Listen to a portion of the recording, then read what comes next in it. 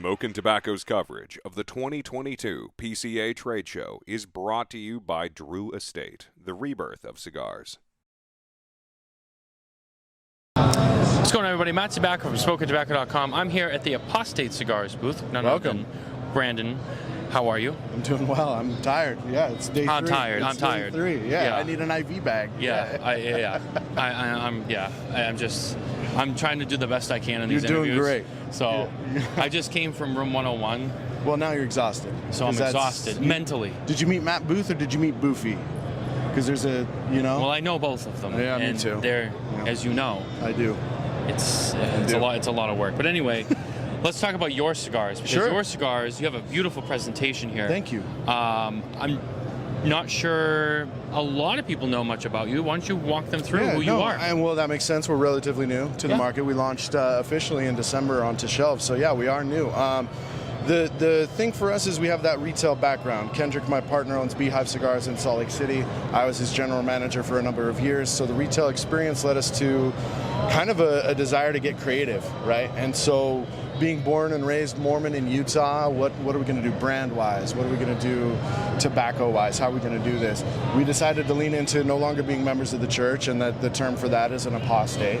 Okay. If that's what they're going to call us at home, let's lean in. So we're Apostate Cigars. We're the ones they don't want in church with them on Sunday, and that's fine because we're having You're fun, just doing you. Yeah, we're doing us, right? It's more fun. Life's short. So when we launched the brand, came down to who we wanted to work with. We've always had a really good relationship with Hochi Blanco down at Tabacco, Palma. Yep. We flew down, had a conversation with him, and he was crazy enough to say yes to us for whatever reason, and here we are. So he gave us access to, I don't know if it was on purpose or if we just kind of took liberties. We got access to a lot of his really good tobacco. We brought our first test blend back to him, and he was like, "Where did you grab this from?" We were like, "Should we not have? Because is it good?" So because it was good, he let us keep going. We've got our Initiatory, was our kind of our first launch out. It's a Ecuadorian Sumatra wrapped Habano, Mexican San Andres binder, and then all Dominican filler. For us, we call it the Initiatory because it's your intro into what we think we can do with Dominican tobacco coming from Hochi. All the filler is 5 years old. Everything's smooth. So our Deseret, you won't see them in the box right now. We were kind enough to get a 96 rating from some cigar media, and we immediately sold out. So I don't have a cigar to show you, but we can talk about it. The Deseret is a term in the Book of Mormon that means honeybee. So on the Maduro, we've got some Connecticut striping, and we've got a pigtail twisted into kind of a stinger look. It looks like a honeybee. Okay. It's a very sweet Maduro. We've got Nicaraguan and Dominican filler in that one.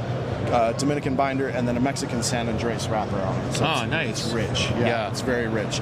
And then the Connecticut, we get a lot of guys coming into the shop who say they don't like Connecticut because they're not complex. So they taste like air, is what they say, right? So we decided to throw a Mexican San Andres binder underneath the Ecuadorian Connecticut wrapper and beef up the flavor a little bit. Now we've got Dominican filler. You're smoking it right now. Yeah.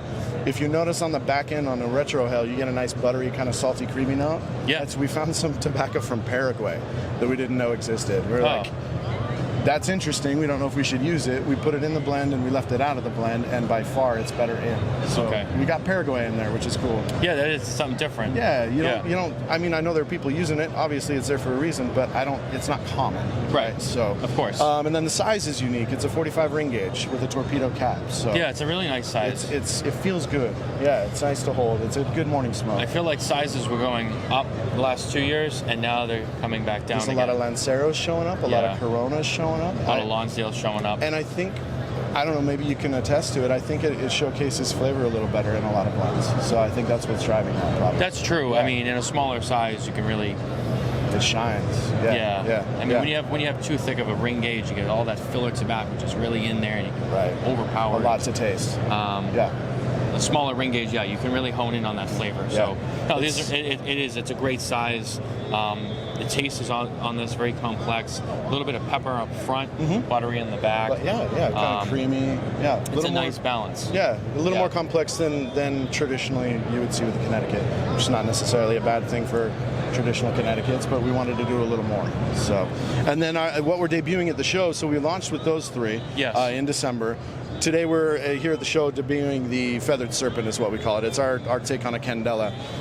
It's a darker candela. It's a very dark candela. Usually you're going to get candela out of, Ecuador. It's maybe a Habano seed. Yep. We convinced Tochi to let us blend a candela, which was an adventure because he was resistant. But when he decided that it was okay to go ahead and approve a blend like that, he didn't have enough candela to fill the order, so he grew some for us. So this is Dominican Corojo seed, grown at Hochi Blanco's Jacagua farm, just for that Apostate Cigars for this project. And that's special. The Corojo seed, I think, adds a lot of sweetness. I don't get a lot of that chlorophyll grassy note like people are afraid of in a candela. Right. It's more of a mellow, kind of a tea note, a little sweet. So we're really proud of it.